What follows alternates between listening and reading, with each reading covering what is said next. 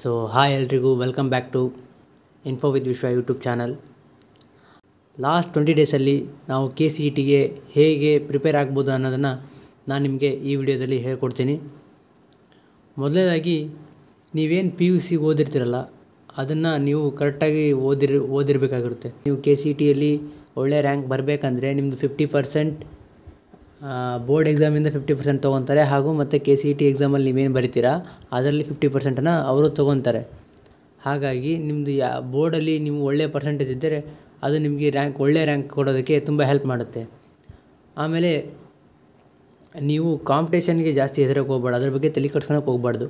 ಯಾಕಂದರೆ ಈ ಇನ್ನೂ 20 ಡೇಸಲ್ಲಿ ನಿಮ್ಮ ಕೈಲಿ ಎಷ್ಟು ಸಾಧ್ಯ ಆಗುತ್ತೋ ಅಷ್ಟು ನೀವು ಪ್ರಿಪೇರ್ ಆಗೋದಕ್ಕೆ ಸ್ಟಾರ್ಟ್ ಮಾಡಬೇಕು.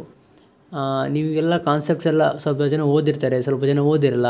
ನಿಮಗೆಲ್ಲ ಕಾನ್ಸೆಪ್ಟ್ಸ್ ಎಲ್ಲ ಪಕ್ಕ ಕ್ಲಿಯರ್ ಆಗಿದ್ದಾವೆ ಅಂದರೆ ನೀವು ಡೈರೆಕ್ಟಾಗಿ ನೆಕ್ಸ್ಟ್ ರಿವಿಷನ್ ಮಾಡ್ಕೊತ ನಿಮ್ಮ ಪ್ರಿಪ್ರೇಷನ್ನ ನೀವು ಸ್ಟಾರ್ಟ್ ಮಾಡ್ಬೋದು. ಇಲ್ಲ, ನಾನು ಹೇಳೋದೇನೆಂದರೆ ನೀವು PYQsನ ಜಾಸ್ತಿ ಪ್ರಾಕ್ಟೀಸ್ ಮಾಡಿ. ಯಾಕಂದರೆ PYQಸಲ್ಲೇ ನೀವು ಎಷ್ಟು ಜಾಸ್ತಿ ಕ್ವಶನ್ಸ್ನ ಸಾಲ್ವ್ ಮಾಡ್ತೀರೋ ಅಷ್ಟು ನಿಮ್ಮ ನಾಲೆಡ್ಜ್ ಬೆಳೀತಾ ಹೋಗುತ್ತೆ. ಎಷ್ಟು ನೀವು ಕ್ವಶನ್ ಸಾಲ್ವ್ ಮಾಡ್ತಾ ಹೋಗಂಗಿಲ್ಲ ನಿಮಗೆ ಕ್ವಶನ್ ಪ್ಯಾಟರ್ನ್ಸ್ ಗೊತ್ತಾಗುತ್ತೆ, ಯಾವ ಥರ ಕ್ವಶನ್ ಕೇಳ್ತಾರೆ ಗೊತ್ತಾಗುತ್ತೆ. ನಾನು ಹೇಳ್ತೀನಿ ಅಂದರೆ ಮಿನಿಮಮ್ ಪ್ರತಿ ಸಬ್ಜೆಕ್ಟಿಗೆ, ಅಂದರೆ ಪ್ರತಿಯೊಂದು ಸಬ್ಜೆಕ್ಟಿಗೂ ನೀವು ಫಿಸಿಕ್ಸ್ ಆಗಿರ್ಬೋದು, ಕೆಮಿಸ್ಟ್ರಿ ಆಗಿರ್ಬೋದು, ಮ್ಯಾಥ್ಸ್ ಆಗಿರ್ಬೋದು, ಬಯಾಲಜಿ ಆಗಿರ್ಬೋದು, ಪ್ರತಿ ಸಬ್ಜೆಕ್ಟಿಗೂ ಮಿನಿಮಮ್ 20 ಕ್ವಶನ್ಸ್ ನೀವು ಸಾಲ್ವ್ ಮಾಡೋದಕ್ಕೆ ಟ್ರೈ ಮಾಡಿ ಪ್ರತಿದಿನ. ಇಲ್ಲಿಂದ ನಿಮ್ಮ ನಾಳೆ ಎಕ್ಸಾಮ್ ಐತೆ ಅನ್ನೋದ್ರೆ ಅಷ್ಟರಲ್ಲಿ ಪ್ರತಿದಿನ 20 ಕ್ವಶನ್ಸ್ನ ಪ್ರತಿ ಸಬ್ಜೆಕ್ಟಲ್ಲೂ ಸಾಲ್ವ್ ಮಾಡೋಕ್ಕೆ ಟ್ರೈ ಮಾಡಿ. ಹಿಂಗೆ ಸಾಲ್ವ್ ಮಾಡ್ಕೊತ ಹೋದರೆ ನಿಮಗೆ ಒಂದು ಒಳ್ಳೆಯ ರ್ಯಾಂಕ್ ಬರ್ತಕ್ಕಂಥ ಚಾನ್ಸಸ್ ತುಂಬ ಹೆಚ್ಚಿಗೆ ಇರುತ್ತೆ. ಆಮೇಲೆ ಒಂದಷ್ಟು ಒಳ್ಳೆಯ ಬುಕ್ಸ್ಗಳಿವೆ. ಅದು ನಿಮಗೆ ಯಾವುದು ಹರಿಯಂತ್ ಪಬ್ಲಿಕೇಶನ್ಸ್ ಅಂತ ಒಂದು ಬುಕ್ ಇದೆ, ಅಥವಾ MTG ಪಬ್ಲಿಕೇಶನ್ಸ್ ಅಂತ ಇದೆ. ಎಲ್ಲ ತೊಗೊಂಡು ಓದೋಕೆ ಹೋಗ್ಬೇಡಿ, ಯಾವುದಾದ್ರೂ ಒಂದು ತೊಗೊಂಡು ಅದನ್ನೇ ನೀಟಾಗಿ ಓದಿ. ಅದು ಇಂಪಾರ್ಟೆಂಟ್. ನೀವು ಎಷ್ಟು ಬುಕ್ ಓದ್ತೀರಾ ಅನ್ನೋದು ಇಂಪಾರ್ಟೆಂಟ್ ಅಲ್ಲ, ಒಂದೇ ಬುಕ್ನ ಎಷ್ಟು ನೀಟಾಗಿ ಓದ್ತೀರಾ ಅನ್ನೋದು ಇಂಪಾರ್ಟೆಂಟು. ಆಮೇಲೆ ಯೂಟ್ಯೂಬಲ್ಲಿ ಒಳ್ಳೊಳ್ಳೆ ಯೂಟ್ಯೂಬ್ ಚಾನಲ್ಗಳಲ್ಲಿ ಕ್ಲಾಸಸ್ಗಳು ಮಾಡ್ತಾರೆ, ಅವುಗಳನ್ನು ಕೇಳಿ. ನಿಮ್ಗೇನು ಕಾನ್ಸೆಪ್ಟ್ ಅರ್ಥ ಆಗಲ್ಲ ಡೈರೆಕ್ಟಾಗಿ ಹೋಗಿ ಯೂಟ್ಯೂಬಲ್ಲಿ ಸರ್ಚ್ ಮಾಡಿ, ನಿಮಗೆ ಆ ಕಾನ್ಸೆಪ್ಟ್ ರಿಲೇಟೆಡ್ ಆಗಿರೋ ವೀಡಿಯೋಸ್ ಸಿಗುತ್ತೆ. ಆ ರೀತಿಯಾಗಿ ನೀವು ನೀಟಾಗಿ ನಿಮ್ಮ ಪ್ರಿಪ್ರೇಷನ್ನ ಮುಗಿಸ್ಬೋದು. ಆಮೇಲೆ ನೀವು PYQsನ ಸಾಲ್ವ್ ಮಾಡ್ತಾ ಹೋದಂಗೆಲ್ಲ ನೀವು ಮಾರ್ಕ್ ಟೆಸ್ಟ್ನ ತೊಗೊಳ್ಳಿ. ನೀವೇ ಒಂದು ಟೈಮ್ ಸೆಟ್ ಮಾಡಿ, ಯಾಕಂದರೆ time management is very important in KCET exam. Okay, ಯಾಕಂದರೆ ನೀವು ಎಷ್ಟೇ ಕಾನ್ಸೆಪ್ಟ್ ಬಂದು ಎಷ್ಟೇ ನೀವು ಸಾಲ್ವ್ ಮಾಡಿದ್ರೆ ಕೂಡ ಅಲ್ಲಿ 60 ಮಿನಿಟ್ಸಲ್ಲಿ ಮಾಡಬೇಕಾಗಿರುತ್ತೆ, ಹೌದಾ? ಹಾಗಾಗಿ ನೀವು ಟೈಮ್ ಮ್ಯಾನೇಜ್ಮೆಂಟ್ ಅದು ಭಾಳ ಇಂಪಾರ್ಟೆಂಟ್ ಆಗಿರುತ್ತೆ KCET ಎಕ್ಸಾಮಲ್ಲಿ. ಸೊ ನೀವು ಮಾಕ್ ಟೆಸ್ಟ್ನ ತೊಗೊಳ್ಳೋದು ಭಾಳ ಇಂಪಾರ್ಟೆಂಟ್. ಆಮೇಲೆ ನೀವೇನು ಓದಿರ್ತೀರ ಅದನ್ನು ರಿವಿಷನ್ ಕೂಡ ಮಾಡೋದು ಭಾಳ ಇಂಪಾರ್ಟೆಂಟ್. ಯಾಕಂದರೆ ನೀವೇನು ಎಷ್ಟು ಓದಿರ್ತೀರ ಅನ್ನೋದು ಇಂಪಾರ್ಟೆಂಟ್ ಅಲ್ಲ, ಅದು ಎಷ್ಟಲ್ಲಿ ನೀವು ರಿವಿಷನ್ ಮಾಡ್ತೀರ ಅನ್ನೋದ್ರ ಮೇಲೆ ಅದು ಡಿಪೆಂಡ್ ಆಗಿರುತ್ತೆ. ಸೊ ಹಾಗಾಗಿ ನೀವು ಓದಿದ್ದನ್ನ ಸಾಧ್ಯವಾದಷ್ಟು ನೀವು ರಿವಿಷನ್ ಮಾಡೋದಕ್ಕೆ ಟ್ರೈ ಮಾಡಿ. ಹಾಗೆ ಜಾಸ್ತಿ ಭಯ ಬೇಡ. ನಿಮ್ಮ ಕೈಲಿ ಎಷ್ಟಾಗುತ್ತೋ ಎಷ್ಟು ಸಾಧ್ಯ ಆಗುತ್ತೋ ಅಷ್ಟು ನೀವು ಪ್ರಾಮಾಣಿಕತೆಯಿಂದ ಪ್ರಿಪೇರ್ ಆಗೋದಕ್ಕೆ ಟ್ರೈ ಮಾಡಿ. ಇವತ್ತಿಂದನೇ ಟ್ರೈ ಮಾಡಿ. ಯಾಕಂದರೆ ನಿಮ್ಮ ಮುಂದೆ ಒಳ್ಳೆ ರ್ಯಾಂಕ್ ಬಂತಂದರೆ, ಇದೊಂದು ಒಳ್ಳೆ ರ್ಯಾಂಕ್ ತಗೊಂಡ್ರೆ ಒಳ್ಳೆ ಕಾಲೇಜಿಗೆ ಹೋಗ್ತೀರಾ, ಒಳ್ಳೆ ಪ್ಲೇಸ್ಮೆಂಟ್ ಆಗುತ್ತೆ. ಸೊ ಹಾಗಾಗಿ ನೀವು ಚೆನ್ನಾಗಿ ಪ್ರಿಪೇರ್ ಆಗೋದು ಭಾಳ ಇಂಪಾರ್ಟೆಂಟ್ ಆಗಿರುತ್ತೆ. ಸೊ ಈಗ ಇಷ್ಟು ದಿವಸ ಏನಾಯಿತು ಅದನ್ನು ಬಿಟ್ಬಿಡಿ. ಈಗ 20 ಡೇಸ್ ನಿಮ್ಮ ಕೈಯಲ್ಲಿದೆ, ಅದರಲ್ಲಿ ನಿಮ್ಮ ಕೈ ಎಷ್ಟಾಗುತ್ತೋ ಅಷ್ಟು ನೀವು ಟ್ರೈ ಮಾಡಿ.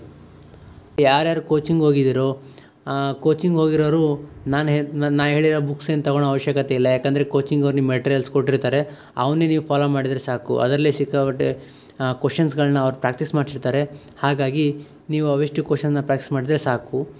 ಆಮೇಲೆ ಯಾರ್ಯಾರು ಕೋಚಿಂಗ್ ಹೋಗೋಕ್ಕಾಗಿಲ್ವೋ ಅವರು ಯೂಟ್ಯೂಬಲ್ಲಿ ಸಹ ನೋಡ್ಬೋದು. ಈಗ ಬೇಕಾದಷ್ಟು ಯೂಟ್ಯೂಬ್ ಚಾನಲ್ಗಳು ನಿಮಗೆ KCET ಕೋಚಿಂಗ್ಸ್ನ ನೀಡ್ತೇವೆ. ಆಮೇಲೆ ಹೋಗಿ ಯೂಟ್ಯೂಬ್ ಚಾನಲಲ್ಲಿ ಸರ್ಚ್ ಮಾಡಿ. ಆಮೇಲೆ ನಿಮಗೇನು ಅರ್ಥ ಆಗಲ್ವೋ ಅದನ್ನ ಯೂಟ್ಯೂಬಲ್ಲಿ ನೀವು ಯಾವ ಬೇಕಾದರೂ ಎಷ್ಟಲ್ಲಿ ಬೇಕಾದ್ರೂ ನೋಡ್ಬೋದು. ಆಮೇಲೆ ನಾನು ಹೇಳೋದಿಷ್ಟೇ, ಎಷ್ಟು ನೀವು PYQsನ ಸಾಲ್ವ್ ಮಾಡ್ತೀರೋ ಅಷ್ಟು ಒಳ್ಳೆಯದು. PYQs is the most important thing. ನೀವೇನು ಮಾಡ್ತಿರೋ ಬಿಡ್ತಿರೋ ಗೊತ್ತಿಲ್ಲ, ಮಿನಿಮಮ್ 20 ಕ್ವಶನ್ಸ್ ಮಾತ್ರ ನೀವು ಸಾಲ್ವ್ ಮಾಡ್ತಾ ಹೋಗಿ ಒಂದು ದಿನಕ್ಕೆ. ಪ್ರತಿ ಸಬ್ಜೆಕ್ಟ್ಗೆ 20 ಕ್ವಶನ್ಸ್. ಆಮೇಲೆ ನೀವು ಇಂಜಿನಿಯರಿಂಗ್ ಹೋಗ್ತಿದ್ದೀರಪ್ಪ ಅಂದರೆ ನೀವು ಇಂಜಿನಿಯರಿಂಗ್ ಮಾತ್ರ ನಾನು ಹೋಗಬೇಕು, ಇಂಜಿನಿಯರಿಂಗ್ ಬಿಟ್ಟರೆ ಮತ್ತೆ ಯಾವುದಕ್ಕೂ ನಾನು ಹೋಗಲ್ಲ ಅಂದರೆ ಬರೀ PCM ಮೇಲೆ ಅಷ್ಟೇ ಫೋಕಸ್ ಮಾಡಿ, ಆಯಿತಾ. ಬೇರೆ ಯಾವುದಾದ್ರೂ ಕೋರ್ಸಿಗೆ ಹೋಗ್ತೀನಪ್ಪ ಅಂದರೆ PCMB 4 ಸಬ್ಜೆಕ್ಟ್ನ ಫೋಕಸ್ ಮಾಡಿ. ಅಕಸ್ಮಾತ್ ನಿಮಗೆ ಏನಾದರೂ ನಾನು ಇಂಜಿನಿಯರಿಂಗ್ ಬಿಟ್ಟರೆ ಮತ್ತೆ ಎಲ್ಲಿ ಬೇರೆ ಎಲ್ಲಿ ಹೋಗಲ್ಲ ಅನ್ನೋ ಹಾಗಿದ್ದೇನಾದರಿದ್ದರೆ ನೀವು ಮ್ಯಾಥ್ಸ್, ಫಿಸಿಕ್ಸ್, ಕೆಮಿಸ್ಟ್ರಿ ಈ ಮೂರನ್ನ ಭಾಳ ಒತ್ತು ಕೊಟ್ಟು ಓದಬೇಕಾಗಿರುತ್ತೆ. ಸೊ ಚೆನ್ನಾಗಿ ಪ್ರಿಪೇರ್ ಆಗಿ. ಆಮೇಲೆ ಇದೆಲ್ಲಕ್ಕಿಂತ ಇಂಪಾರ್ಟೆಂಟು ನಿಮ್ಮ ಹೆಲ್ತನ್ನ ನೀವು ತುಂಬ ಚೆನ್ನಾಗಿ ಇಟ್ಕೋಬೇಕು. ಯಾಕಂದರೆ ನೀವು ಇಷ್ಟೆಲ್ಲ ಒಳ್ಳೆ ಪ್ರಿಪ್ರೇಷನ್ ಮಾಡಿ ಎಕ್ಸಾಮ್ ಹೊತ್ತಿಗೆ ನಿಮ್ಮ ಹೆಲ್ತ್ ಸರಿಗಿಲ್ಲ ಅಂದರೆ ಅದು ನೀವೆಲ್ಲ ಇಷ್ಟೆಲ್ಲ ಓದಿದ್ದು ವೇಸ್ಟ್. ಹಾಗಾಗಿ ಹೆಲ್ತನ್ನ ಚೆನ್ನಾಗಿ ಇಟ್ಕೊಳ್ಳಿ. ಆಮೇಲೆ ಒಳ್ಳೆ ರೀತಿಯಿಂದ ಪ್ರಾಕ್ಟೀಸ್ ಮಾಡಿ, ಪ್ರತಿದಿನ ಕ್ವಶನ್ಸ್ನ ಪ್ರಾಕ್ಟೀಸ್ ಮಾಡಿ. ಆಮೇಲೆ ಭಯ ಪಟ್ಕೋಬೇಡಿ, ಆರಾಮಾಗಿ ಹೋಗಿ ಬರೆದು ಬನ್ನಿ, ಒಳ್ಳೆ ರ್ಯಾಂಕ್ ಬಂದೇ ಬರುತ್ತೆ, ಆಯಿತಾ. All the best you guys. ಆಮೇಲೆ ನಿಮಗೆ ಈ CET ಎಕ್ಸಾಮ್ ಮುಗಿದ ಮೇಲೆ ಕೂಡ ಹೇಗೆ ಕೌನ್ಸಿಲಿಂಗ್ ಹೇಗಿರುತ್ತೆ, ಆಮೇಲೆ ಅದು ಹೆಂಗಾಗುತ್ತೆ, ಆಮೇಲೆ ಯಾವ್ಯಾವ ಕಾಲೇಜುಗಳ ಬಗ್ಗೆ ತಿಳ್ಕೊಂಡು ಹೋಗೋದು ಭಾಳ ಇಂಪಾರ್ಟೆಂಟು. ಯಾಕಂದರೆ ನೀವು ಆಪ್ಷನ್ ಎಂಟ್ರಿಯಲ್ಲಿ ಕಾಲೇಜುಗಳನ್ನ ಎಂಟ್ರಿ ಮಾಡ್ತಾ ಇರಬೇಕಾದ್ರೆ ಕಾಲೇಜ್ ಬಗ್ಗೆ ಪೂರ್ತಿ ತಿಳ್ಕೊಂಡು ಎಂಟ್ರಿ ಮಾಡೋದು ಭಾಳ ಒಳ್ಳೆಯದು.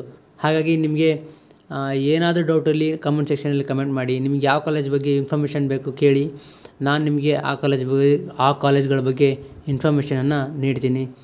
ನಿಮಗೇನೇ ಇದ್ದರೂ CET ಸಂಬಂಧಪಟ್ಟಂತಾಗಲಿ, ಆಮೇಲೆ ಇನ್ನು ಯಾವುದಾದ್ರೂ ಸಂಬಂಧಪಟ್ಟಂತಹ ಕ್ವಶನ್ಸ್ಗಳಿದ್ದರೆ ಕಮೆಂಟ್ ಸೆಕ್ಷನಲ್ಲಿ ಕಮೆಂಟ್ ಮಾಡಿ. Thank you, bye, all the best.